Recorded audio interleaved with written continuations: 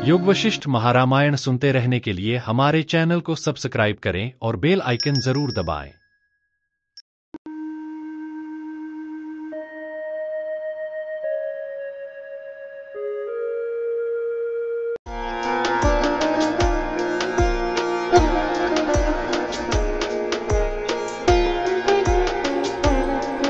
योग वासिष्ठ महारामायण उपशम प्रकरण सर्ग 91। संसार रूपी लता का कारण शरीर है, शरीर का कारण मन है तथा मन के कारण प्राण स्पंद और वासना, ये दो हैं। यह वर्णन परब्रह्म में अध्यस्त 14 भुवन स्वरूप जगत में विस्तृत रूप से फैली हुई जीव सृष्टि रूपी लता के बीजों की परंपरा की सीमा कहाँ तक है, इसको मूल का उच्छेद करने में उपाय जानने की अभिलाषा से पूछने की इच्छा वाले श्री राम जी पहले जगत का वन के रूप में वर्णन करते हैं।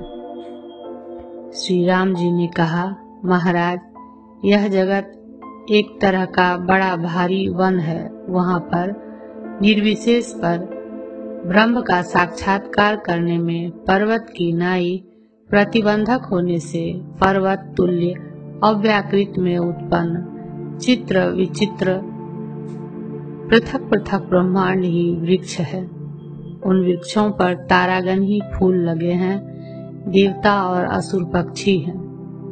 विद्युत रूपी मंजरियों से समन्वित दिशा रूपी शाखाओं के अग्र भागों में नील आदि वर्ण वाले मेघ ही पल्लव हैं।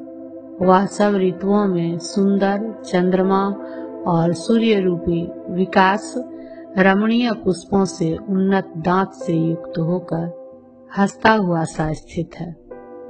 7 समुद्र रूपी बावड़ियों से वेष्टित है, सैकड़ों नदियों से मनोहर है, लोक भेद से 14 प्रकार के और व्यक्तिशः असंख्य भूत गणों से उपजीवित है, यानी उनके जीवन का साधन है।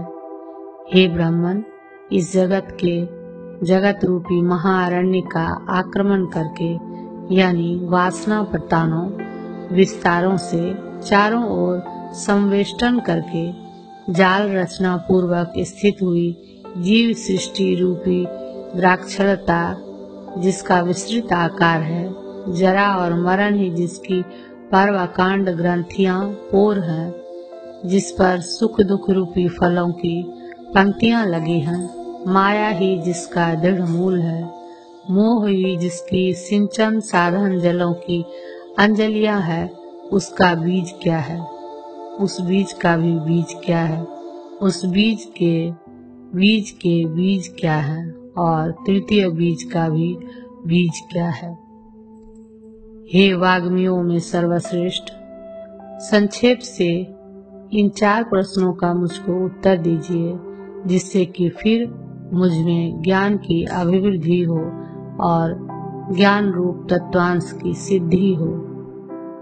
महाराज वशिष्ठ जी ने कहा, राघव, लिंग देह में प्रच्छन्न छिपे हुए चित्र विचित्र अनंत कार्यों के उत्पादक शुभाशुभ कर्म ही जिसके बड़े बड़े अंकुर हैं, वह शरीर ही जीव सृष्टि रूपी लता की बीज है।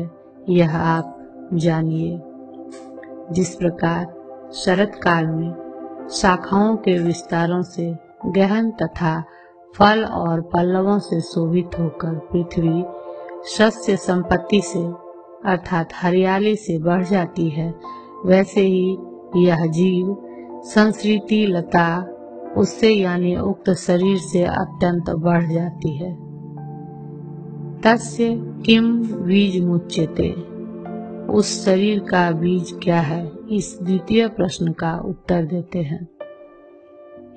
वैभव की वृद्धि और क्षति, इन 2 दशाओं के निधिभूत तथा विविध दुख रूपी रत्नों की पिटारी स्वरूप चित्त उक्त शरीर का बीज है, जो कि आशाओं का वश में रहने वाला एक तरह से अनुचर भूत है। एकमात्र तथोक्त सर्वोपरि चित्त से ही यह वर्तमान, भूत और भविष्यत के शरीर समूह उत्पन्न हुए हैं और यह बात सबको स्वप्न के भ्रमों में स्वयं अनुभूत होती है। हे रघुश्रेष्ठ, जिस प्रकार मुमुर्षु मरणासन्न पुरुष के उत्पात प्रदर्शन संकल्प से युक्त चित्त से ही झरोखे आदि से युक्त तथा सुंदर आकार वाला गंधर्व नगर उत्पन्न होता है, वैसे ही तत्त शरीर संकल्प से युक्त चित्त से ही तत्त शरीर उत्पन्न होते हैं।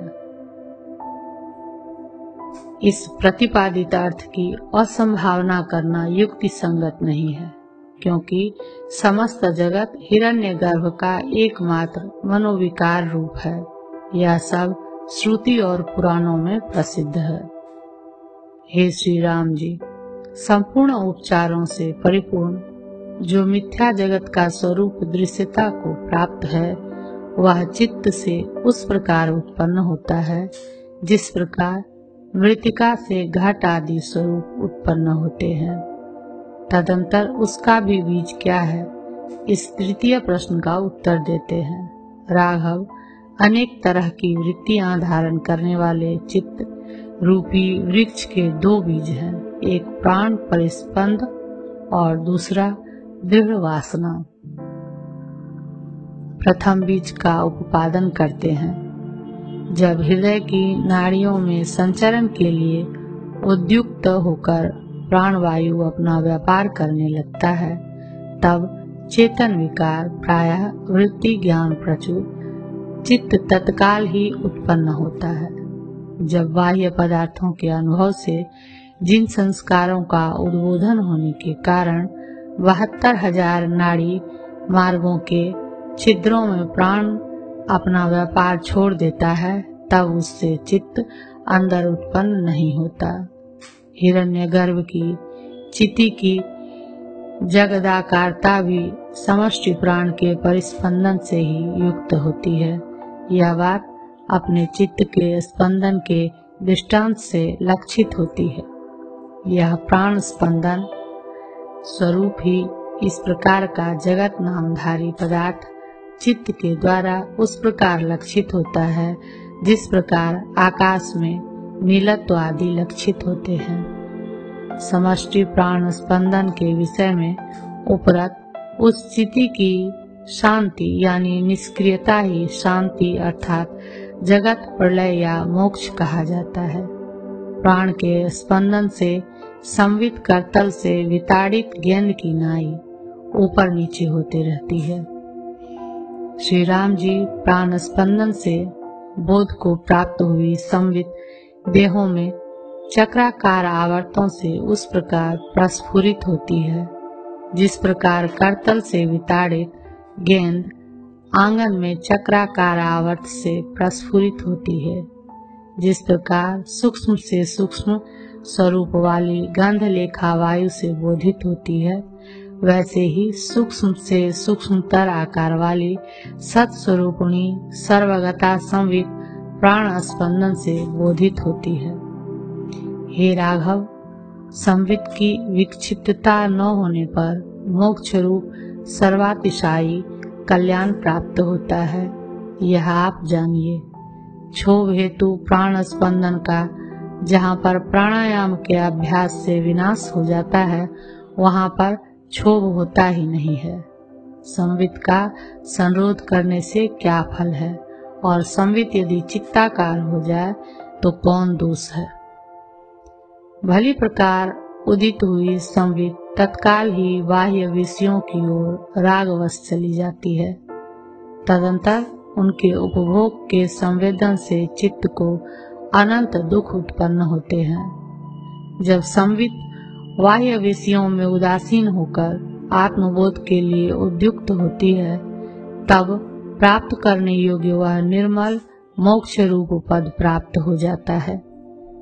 हे श्री राम जी, इसलिए जिस प्रकार मूल पुरुष प्राण स्पंदों से तथा रागातिशय के द्वारा वासनाओं के उत्पादनों से संवित को विस्तृत तत्व प्रयुक्त मनस्त्व की संपत्ति से युक्त करते हैं, उस प्रकार यदि आप संवित को विस्तृत नहीं करते हैं तो जन्म आदि समस्त विकारों से शून्य होकर मुक्त ही हो जाएंगे।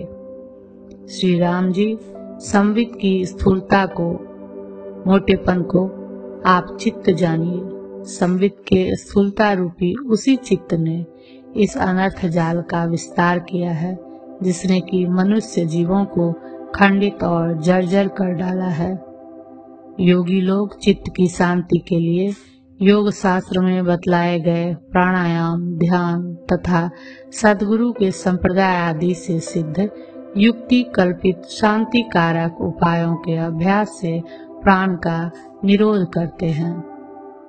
फल की एकता के रूप से प्राण के संरोधन की ही प्रशंसा करते हैं। हे श्री राम जी, बड़े बड़े विद्वान लोग प्राण निरोध को ही चित्त शांति रूप फल का दाता, उत्तम समता का हेतु, 6 प्रकार के ऐश्वर्यों से युक्त तथा संवित की स्वस्थता कहते हैं। चित्त के अन्य बीज का वर्णन करने के लिए प्रतिज्ञा करते हैं। हे राघव, ज्ञानी पुरुषों के द्वारा भली प्रकार उपदिष्ट तथा स्वयं अनुभूत वासनाओं से जीवन पर्यंत उज्जीवित इस चित्त की दूसरे प्रकार से उत्पत्ति सुनिए। उसमें पहले वासना का स्वरूप कहते हैं। पहले के जन्मों की दृढ़ भावना से देह आदि जड़ पदार्थों का जो अहम, मम इत्यादि संस्कार रूप से आदान ग्रहण होता है, वह यदि पूर्वापर विचार से शून्य हो जाता है तो वह वासना शब्द से व्यवहृत होता है। वासयति भावयति इति वासना। व्युत्पत्ति से आत्मा को देह आदि भाव से भावित करने वाला संस्कार वासना कहा जाता है। पूर्वापर के विचारों से युक्त जीवन मुक्त महात्माओं का देह आदि संस्कार वासना नहीं है, क्योंकि विरोधी पूर्वापर विचारों से समन्वित होने के कारण उनको उक्त संस्कार देहादि भावों में भावित नहीं कर सकता, यह भाव है। अज्ञानी आत्माओं को तो वह संस्कार किसी प्रकार का विरोध न होने के कारण तीव्र संवेग और भावना की दृढ़ता के देहादि भाव में भावित कर सकता है। हे महाबाहो, तीव्र संवेग से आत्मा के द्वारा जिस पदार्थ की भावना की जाती है, तत्काल ही वह महात्मा अन्य संस्मरण को छोड़कर तद्रूप ही हो जाता है। वह भावना जिस प्रकार देह में आत्मता दिखलाती है, उसी प्रकार बाह्य अर्थों में सत्ता भी दिखलाती है। वासना के द्वारा अत्यंत वशीकृत उस भावना से भावित वह पुरुष जिस किसी को देख लेता है, उस सब को वह यह सत वस्तु है इस प्रकार मोह कर लेता है। वासना के वेग से पुरुष अपने रूप को छोड़ देता है और जिस प्रकार मदिरा के मद से दुष्ट दृष्टि होकर वासना के द्वारा उपस्थापित समस्त भ्रांत जगत के रूप को देखता है। आत्म मिथ्या ज्ञान से युक्त हुए पुरुष भीतरी वासनाओं से वशीकृत होकर विष से वशीकृत पुरुष की नाई अनेक मानसी आपत्तियों से विकल रहता है। वही चित्त की चित्तता के रूप से वासना प्रयुक्त उत्पत्ति है। हे श्री राम जी, जिससे अनात्म वस्तु में आत्मत्व बुद्धि रूप अयथार्थ ज्ञान और अवस्तु में वस्तुत्व रूप अयथार्थ ज्ञान होता है, उसको आप चित्त जानिए। हे भद्र, दृढ़ अभ्यास के कारण देह आदि पदार्थों में अहम, मम आदि आत्माध्यास रूप एकमात्र वासना से ही जन्म, जरा और मरण में हेतुभूत अति चपल चित्त की उत्पत्ति होती है। इसलिए वासना के विनाश से चित्त की स्वस्थता रूप मुक्ति होती है। जो कुछ भी हेय स्वरूप और उपादेय स्वरूप वस्तु है, वह जब अस्तित्व प्राप्त नहीं करती और सबका परित्याग कर अवस्थित रहती है, तब चित्त उत्पन्न नहीं होता। हे श्री राम जी, निरंतर वासना का अभाव होने से जब मन मनन नहीं करता, तब अमनस्ता का उदय होता है, जो निरतिशय मोक्ष स्वरूप शांति प्रदान करती है। आकाश में मेघ की नाई, संविदाकाश में जब कुछ भी स्फुरित नहीं होता, तब आकाश में कमल की नाई, चिदाकाश में चित्त उत्पन्न नहीं होता। जब जगत रूप वस्तु में किसी पदार्थ की भावना नहीं होती, तब शून्य हृदयाकाश में चित्त कैसे उत्पन्न होगा। हे श्री राम जी, बस इतना ही चित्त का स्वरूप मैं मानता हूँ कि राग से जगत रूपी वस्तु के अंदर आत्म रूप वस्तुत्व से भावना करना। हे राम जी, इस कारण कोई भी दृश्य युक्तियों से समर्थन करने योग्य नहीं है। इस प्रकार की भावना कर रहे तथा आकाश कोश की नाई अति स्वच्छ आत्म पदार्थ में चित्त का उदय कैसे होगा। अब अचित्तत्व का लक्षण कहते हैं।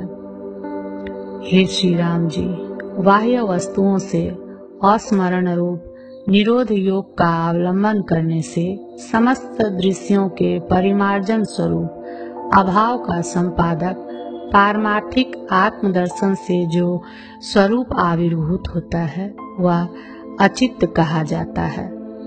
तब वृत्ति से विशिष्ट चित्त के रहने पर जीवन मुक्त अचित्त कैसे। हे श्री राम जी, भीतर से सब कुछ का परित्याग कर सुशीतल ब्रह्म रूप आशय में लगा हुआ जो चित्त है, वह कदाचित वृत्ति से युक्त हो गया तो भी वह असत स्वरूप ही है। दग्धपट के अवभास से सत्य पट रूपता नहीं कही जा सकती, किंतु असत्य पट रूपता ही कही जा सकती है, यह तात्पर्य है।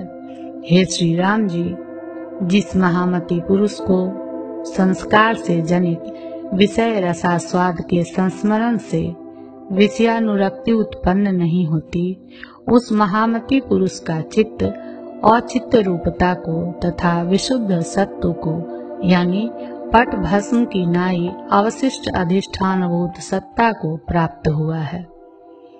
तब जीवन मुक्त पुरुष व्यवहार क्यों करता है, इस शंका पर कृत कार्य कुम्हार के चक्र भ्रमण की नाई वह व्यवहार करता है, ऐसा समाधान देते हैं। जिस महापुरुष में पुनर्जन्म की उत्पादक वासना है नहीं, वह चक्र की भ्रमी के सदृश जगत के व्यवहार में निरत होता हुआ भी जीवन मुक्त और सत्वस्थ है।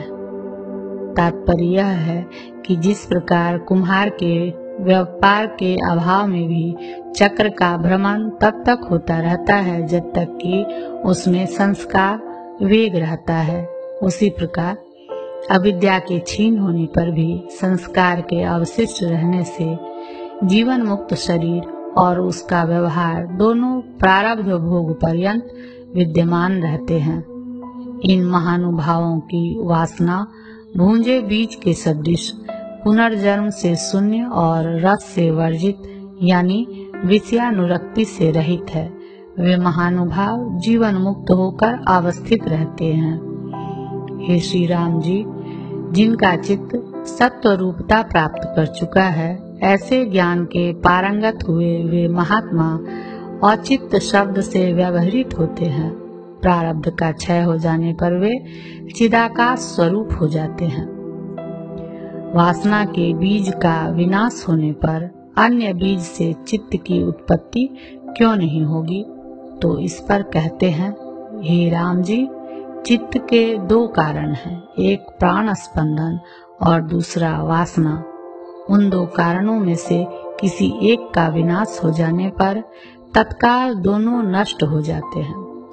हे श्री राम जी, जैसे घटाकाश के द्वारा जल का स्वीकार करने में घट और जलाशय दोनों मिलकर कारण होते हैं, वैसे ही चित्त की उत्पत्ति में ये दोनों परस्पर मिलकर ही कारण होते हैं, एक कारण नहीं होता।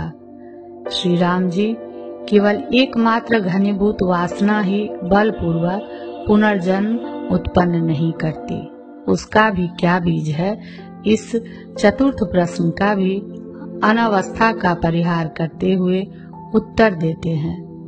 ये प्राण स्पंदन और वासना दोनों तिलों में तेल की नाई एक दूसरे के भीतर स्थित हैं और बीजांकुर न्याय से काल की अपेक्षा रखने वाले क्रम से युक्त होकर एक दूसरे का कारण है। इसी प्रकार चित्त की भी उन दोनों के प्रति और ऐन्द्रियक सुख दुख आदि के प्रति कारणता है। ऐसा कहते हैं, संवित स्वरूप यह चित्त सबको यथाक्रम से, यानी पहले प्राण को, तदंतर इंद्रियों को और तत्प्रयुक्त आनंद को उत्पन्न करता है। इसी प्रकार पूर्व में उपभुक्त विषयानंद और तात्कालिक जीवन स्वरूप पवन स्पंदन में वासना रूप से भी चित्त की उत्पादकता है। जब आनंद और पवन दोनों वासना स्वरूप हो गए, तब उन्होंने साथ मिलकर चित्त का उत्पादन किया। वे पुष्प में सुगंधी तथा तिल में तेल के समान व्यवस्थित हैं, इसलिए एक दूसरे का एक दूसरा आश्रय और एक दूसरा का एक दूसरे हेतु हो सकते हैं। अनावस्था दोष का प्रसंग नहीं हो सकता। हे श्री राम जी, चित्त रूप बीज में वासना से ही प्राण स्पंदन होता है, प्राण स्पंदन से वासना होती है और उससे बीज का अंकुर क्रम उत्पन्न होता है। दोनों में चित्त उत्पादकता है, इसका प्रकार बतलाते हैं। वासना का ऊर्ध्वगति स्वभाव होने से वह संवित के क्षोभ कारक कर्म से प्राण प्रस्पंदन का उद्बोधन करती है, उससे चित्त उत्पन्न होता है। स्पंदन धर्मवान होने से हृदयगत राग आदि गुणों की प्रेरणा करने वाला प्राण संवित का उद्बोधन करता है और क्रम से चित्त रूपी बालक उत्पन्न होता है।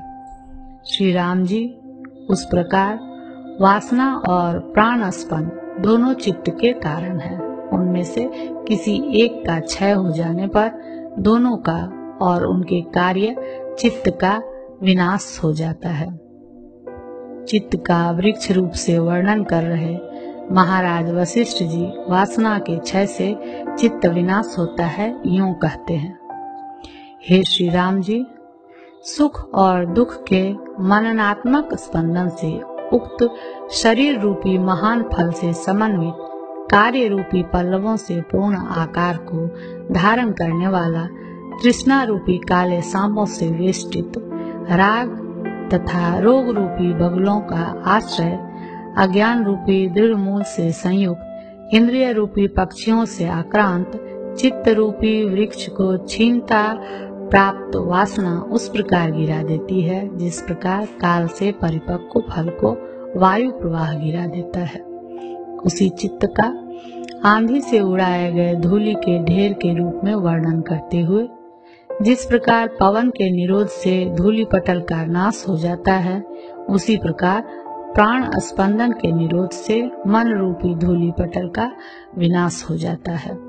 हे श्री राम जी, समस्त दिशाओं को मलिन करने वाली पूर्ण चैतन्य रूपी अखिल दर्शन को ढक देने वाली चंचल मेघ के सदृश आकार वाली अज्ञान रूपी झाड़ू से आविर्भूत तृष्णा रूपी तृण खंडों से व्याप्त स्तंभ के सदृश आकार वाली देह से युक्त प्रस्फुरित हो रहे स्वल्प स्वल्प वृत्तियों से क्षुब्ध सब दिशाओं में उड़ने में दक्ष और भीतर में स्थित ब्रह्म के प्रत्यक्षीकरण में असमर्थ पवन से उड़ाई गई चित्त रूपी धूलि प्राण स्पंदन के निरोध से अनायास क्षण भर में विलीन हो जाती है।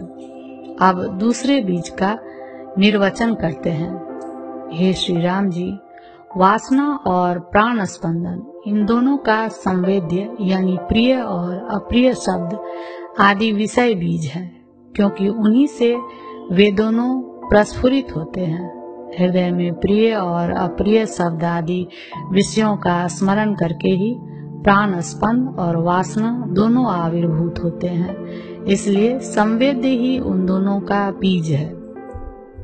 हे भद्र, जिस प्रकार मूल के उच्छेद से वृक्ष तत्काल नष्ट हो जाता है, उस प्रकार संवेद्य का प्रिय अप्रिय विषय का परित्याग करने से प्राण स्पंदन और वासना दोनों ही तत्काल समूल नष्ट हो जाते हैं। संवित के साथ अभेद भावना ही संवेद्य का परित्याग है। हे राघव, संवित ही अपनी धीरता का परित्याग कर संवेद्य स्वरूप सी बनकर चित्त बीज रूप हो जाती है। यह आप जानिए। जिस प्रकार तिल तेल से रहित नहीं है, उस प्रकार संवित से रहित कोई भी संवेद्य पदार्थ प्रसिद्ध नहीं है। न बाहर और न तो भीतर कोई भी संवेद्य संवित से अलग रहता है। अपने संकल्प से संवित ही प्रस्फुरित होती हुई स्वयं संवेद्य को देखती है। जिस तरह स्वप्न में अपना मरण और भिन्न देश में स्थिति दोनों अपने चमत्कार के योग से ही होते हैं, उसी तरह जागृत कालीन संवेद्य भी संवित के चमत्कार मात्र से ही होते हैं। हे रघुनंदन, जिस विवेक अवस्था में अपने पारमार्थिक स्वरूप का अनुभव होता है, वह स्वस्वरूपानुभव भी अपने संकल्प से जनित स्वप्न के सदृश ही है, क्योंकि अद्वय परमात्मा में स्वस्वरूपानुभव और विवेक आदि परमार्थतः नहीं हो सकते।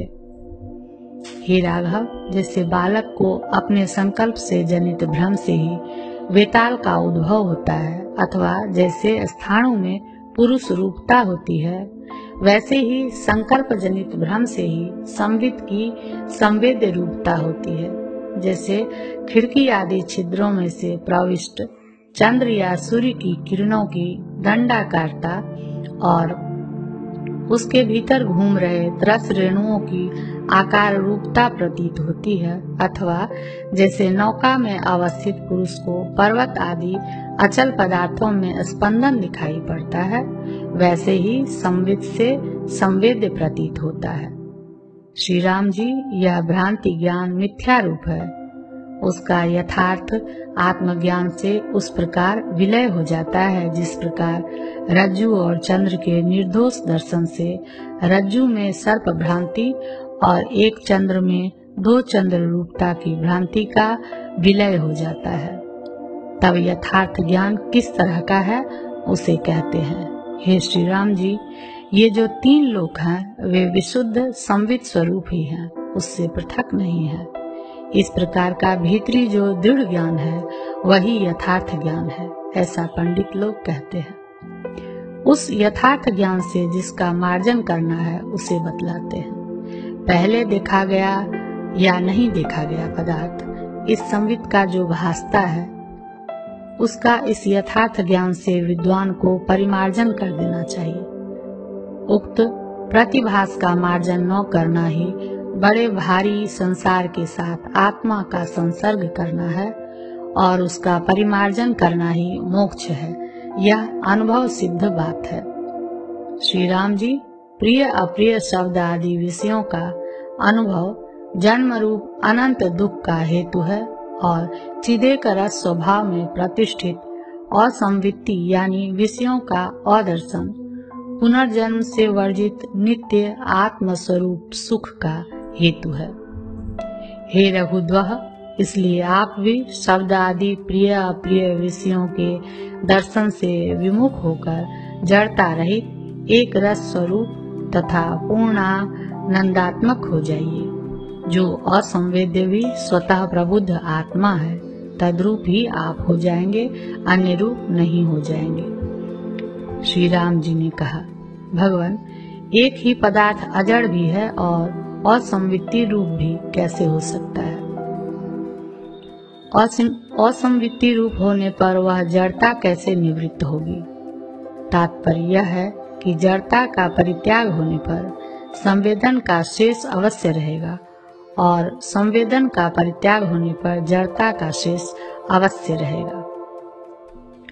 ऐसी स्थिति में एक ही पदार्थ अजड़ और असंवित्ति रूप यूं विरुद्ध स्वभाव वाला कैसे हो सकता है, यह आप मुझसे कहिए।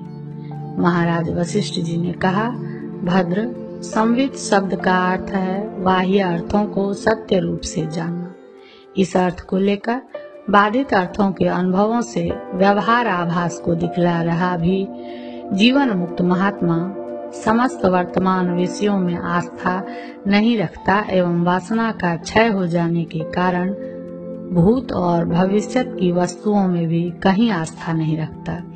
इसलिए किसी भी वेद्य को सत्य रूप से न जानने के कारण उतने अंश को लेकर काष्ठ लोष्ट की नाई असंवित रूप और स्वतः तो स्वप्रकाश सीधे रस से पूर्ण होने के कारण अजड़ रूप कहा जाता है, यह तात्पर्य है।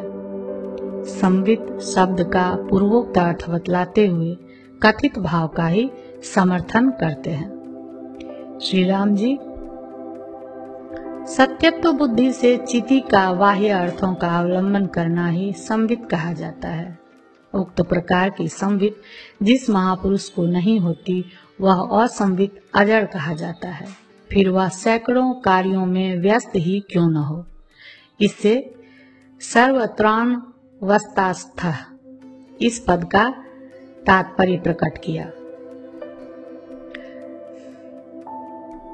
हे राम भद्र, जिस महात्मा की बुद्धि प्रिय और अप्रिय शब्द आदि विषयों से तनिक भी आसक्त नहीं होती, वही अजड़ संवित और जीवन मुक्त कहा जाता है। उक्त वाक्य का अनागत विषयों में भी तात्पर्य खोलते हुए उसे कहते हैं, वासना वर्जित होने के कारण अपनी आत्मा में जब किसी भविष्यत पदार्थ की भावना नहीं की जाती और बालक एवं मूक के विज्ञान के सदृश स्थिर होकर स्थिर रहता है, तब जड़ता से विनिर्मुक्त विशाल एवं स्वच्छ विज्ञान का अवलंबन हो जाता है। इससे प्राज्ञ पुनः लिप्त नहीं होता। शंका का समाधान कर अब प्रकृत विषय का समर्थन कर रहे महात्मा वशिष्ठ जी कहते हैं, समस्त वासनाओं के त्याग के अनंतर होने वाली निर्विकल्प समाधि से असीम आनंद उस प्रकार प्रतीत होता है जिस प्रकार आकाश से असीम नीलापन प्रतीत होता है। श्री राम भद्र, संवेदन से रहित योगी लोग उसी असीम आनंद में स्थित रहते हैं। यदि शंका हो कि अन्य आकार संवेदन का अभाव होने पर भी ब्रह्माकार वृत्ति रूप संवेदन का समाधि में तो निवारण नहीं कर सकते, ऐसी स्थिति में असंवित तत्व कैसे?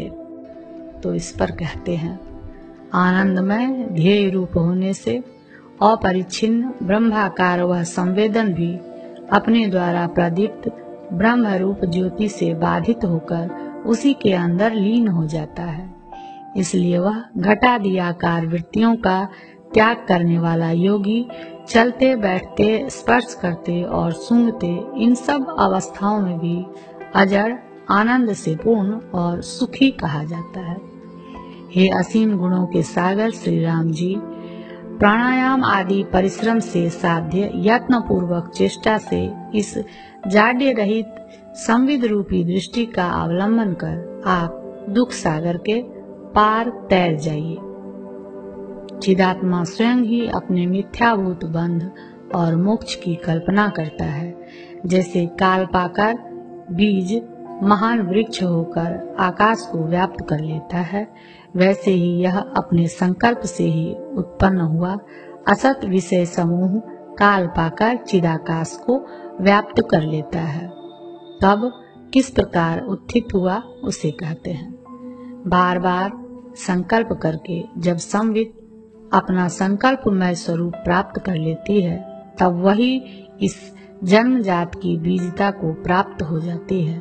हे राघव, अपने आप से अपना उत्पादन कर और अपने आप से ही अपने को बार बार मोहित कर तदंतर हृदयस्थ आत्म तत्व को जान रही संवित स्वयं अपने को मोक्ष की ओर ले जाती है। यह बात विद्वानों के अनुभव से प्रसिद्ध है। हे श्री राम जी, यह संवित जिसकी भावना करता है तत्काल ही तद्रूप हो जाता है।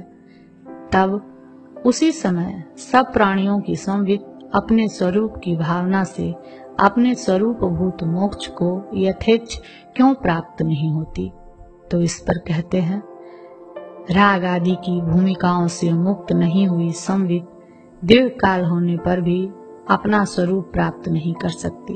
इसलिए देव गंधर्व आदि स्वरूप भी इसके कल्पित वेश ही है, वास्तव नहीं है। न यह देव है, न सुर है, न राक्षस है, न यक्ष है, न किन्नर है और न तो मनुष्य ही है, किंतु आदि सिद्ध विलासिनी अपनी माया से आत्मा जगत रूपी नाटक खेलता है, जैसे मायावी नट। जैसे कोषकार कृमि अपने आप को बांधता हुआ तथा छुड़ाता हुआ देखा जाता है, वैसे ही प्रकृत आत्मा के विषय में भी जानना चाहिए।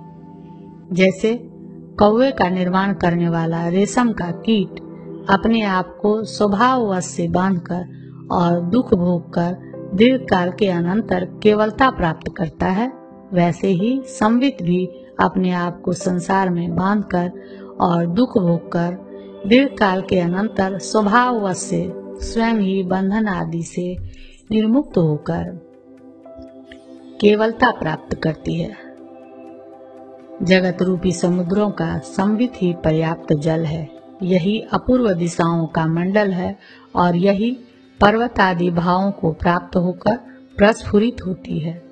हे श्री राम जी, संवित रूपी जल संतति के द्युलोक, पृथ्वी, वायु, आकाश, पर्वत, नदियां, दिशाएं, ये सब तरंग है। हे भद्र, जगत केवल संविन मात्र स्वरूप ही है, उससे पृथक दूसरी कोई कल्पना ही नहीं है।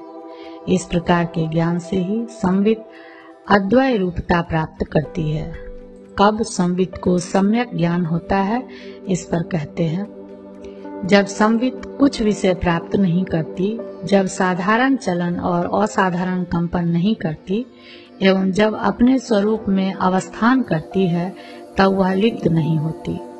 पूर्वोक्त प्रणाली से भली प्रकार शोधन करने के अनंतर परिशेष रूप से अवशिष्ट हुई संवित अंतःकरण में संवित प्रतिबिंब स्वरूप ही है। इस प्रकार की श्रोत्री वर्ग की भ्रांति का निराश कर रहे श्री वशिष्ठ महाराज अग्नि विस्फुलिंग न्याय से प्रतिबिंब की बीजभूत सन्मात्र स्वरूप ब्रह्म संवित ही उक्त संवित है, यूं दिखलाते हैं। हे श्री राम जी, इस संवित का सन्मात्र स्वरूप ब्रह्म ही बीज कहा जाता है। जिस प्रकार सूर्य आदि तेज से प्रभावित होती है, उस प्रकार यह प्रतिबिंब भूत संवित बिंबभूत संविन मात्र स्वरूप ब्रह्म से ही उदित होती है।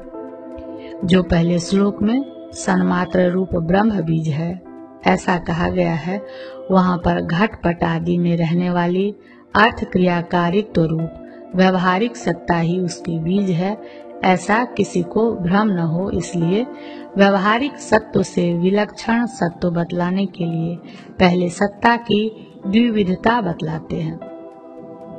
श्री राम जी, सत्ता के दो रूप स्थित हैं, एक तो अनेक आकार वाला होकर स्थित है और दूसरा एक रूप होकर स्थित है। अब उनका विभाग सुनिए। घटादि रूपों के विभाग से जो घटत्व, पटत्व, तत्वत्व, मत्व आदि उपाधिभूत सत्ता कही जाती है, वह नानाकृति सत्ता स्वरूप है। घटत्व, पटत्व आदि उपाधियां जो अर्थ क्रियाओं का भेद होने पर स्वरूप योग्यता रूप है, वे व्यवहारिक सत्ता रूप ही है, यह आशय है। विभाग का परित्याग कर सत्ता रूप से व्याप्त समस्त जगत के अधिष्ठान स्वरूप साधारण स्वभाव से जो सत्ता का रूप विद्यमान है, वह एक रूप कहलाता है। विशेषांश का परित्याग कर सन्मात्र स्वरूप जो लिप्त न करने वाला सत्ता का एक रूप स्वरूप है, वही व्यापक रूप और वस्तु तत्व है, ऐसा विद्वान कहते हैं। व्यवहारिक सत्ता तो वास्तव नहीं है। हे श्री राम जी, सत्ता का रूप नाना आकार के रूप में कभी नहीं है, चूंकि तद घटत्व आदि रूप कपाल, चूर्ण, धूलि आदि अवस्थाओं में असंवेद्य होकर अनुवर्तमानता के रूप से दिखाई नहीं पड़ता है, अतः वह सत्य रूप नहीं हो सकता। समस्त अवस्थाओं में अनुगत सदरूप तो वैसा नहीं है। सत्ता का जो विमलात्मा एक रूप स्वरूप है, वह कभी भी नाश प्राप्त नहीं करता और न कभी विस्मृति प्राप्त करता है, अर्थात सदा प्रकाशमान रूप होने से वह नित्य चैतन्य रस स्वरूप है। हे श्री राम जी, यह काल सत्ता है और यह वस्तु सत्ता है। इस प्रकार की भी विभाग कल्पना का परित्याग कर आप एकमात्र सत स्वरूप में ही आश्रित हो जाइए। तात्पर्य यह है कि कुछ लोग कहते हैं कि अतीत और अनागत वस्तुओं में अस्ति।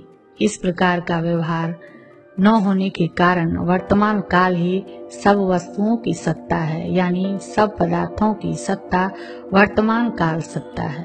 कुछ लोग कहते हैं कि समूह बनकर अवयव ही अवयवी के रूप में स्फुरित होते हैं, अतः कला ही परमाणु रूप अवयव ही जगत की सत्ता है।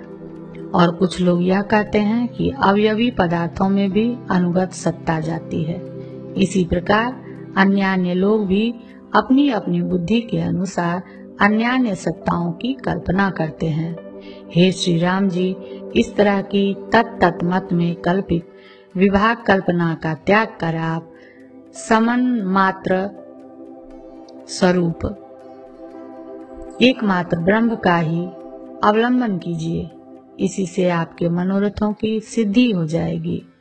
हे भद्र, जिस प्रकार अध्यस्त भेद का परित्याग करने पर अधिष्ठान सन्मात्र के परिशेष से समस्त जगत उत्तम सत्ता स्वरूप है, वैसे ही अध्यस्त भेद कल्पना का परित्याग करने पर यद्यपि कालादि सत्ता भी उत्तम सत्ता स्वरूप ही हो जाती है, तथापि वह विभक्त रूप से बाध योग्य होने के कारण पारमार्थिक नहीं है।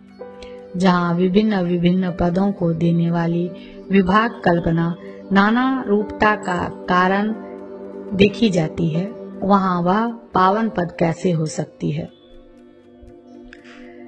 हे श्री राम जी, एकमात्र सामान्य सत्तात्मक ही समस्त जगत है।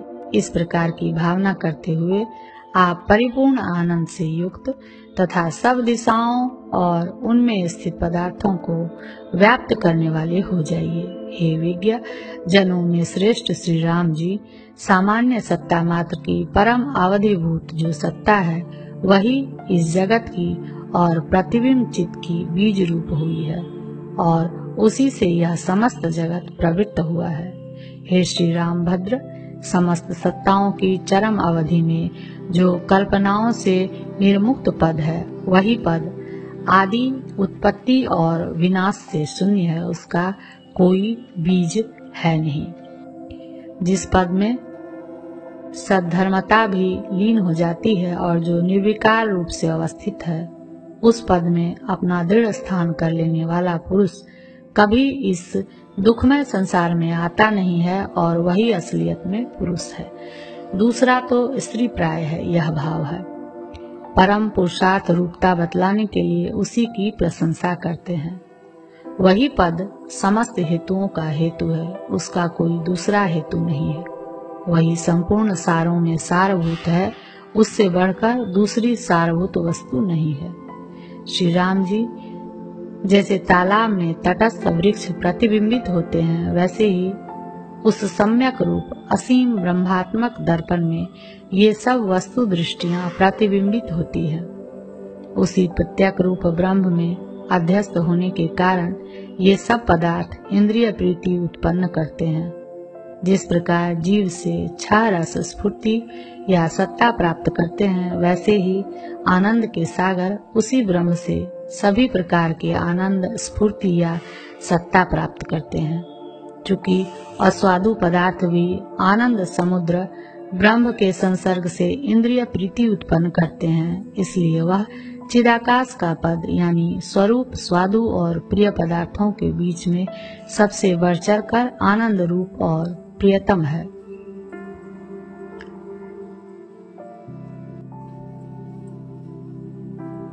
आनंद आत्मा ब्रह्म से ही ये सब भूत पदार्थ उत्पन्न होते हैं, उसी से उत्पन्न होकर उसी से जीवित रहते हैं और उसी की ओर जाकर उसी में लीन हो जाते हैं इत्यादि श्रुति से प्रतिपादित जगत के जन्म आदि के कारणत्व रूप ब्रह्म लक्षण का समन्वय भी उसी में है। हे प्रिय श्री राम जी, उसी आनंदावधि ब्रह्म में सब जगतों के समूह उत्पन्न होते हैं, स्थित रहते हैं, वृद्धिगत होते हैं, विपरिणाम से युक्त होते हैं, अपक्षयोन्मुख रहते हैं और लीन हो जाते हैं। यह भारी है, यह हल्का है इत्यादि वैचित्र का वही सामान्यात्मक पद निर्वाहक है, ऐसा कहते हैं। वह ब्रह्म भारी पदार्थों में अत्यंत भारी, हल्के पदार्थों में अत्यंत हल्का, स्थूलों में अत्यंत स्थूल और सूक्ष्मों में अत्यंत सूक्ष्म प्रसिद्ध है। वह दूर वृत्तियों में अत्यंत दूरतम, समीप वृत्तियों में अत्यंत समीपतम, छोटों में अत्यंत छोटा और बड़ों में अत्यंत बड़ा भी है। हे प्रिय राम जी, वह सूर्य आदि तेजों का भी तेज, अंधकारों का भी अंधकार, वस्तुओं का भी वस्तु और दिशाओं का भी परदिशा रूप है। वह ब्रह्मात्मक पद लोक में प्रसिद्ध कोई वस्तु रूप नहीं है और स्वल्प से भी स्वल्पतर प्रसिद्ध वस्तु रूप भी है। वह सत्ताश्रय भावात्मक और असत्ताश्रय अभावात्मक भी है। वह दृश्य रूप और अदृश्य रूप भी है। वह अहंग रूप और अहंग रूप नहीं भी है। हे निष्पाप श्री राम जी, संपूर्ण प्रयत्नों से उस परम पावन पद में जिस प्रकार आप स्थित हो उस प्रकार प्रयत्न कीजिए। हे श्री राम जी, उक्त सत्ता सामान्य कोटि में अर्थात शोधित तत्पदार्थ की चरमावधि में स्थित वह पद निर्मल और विकार वर्जित है। वही आत्मा का पारमार्थिक स्वरूप है। उसका साक्षात्कार करने पर चित्त बाधित हो जाता है।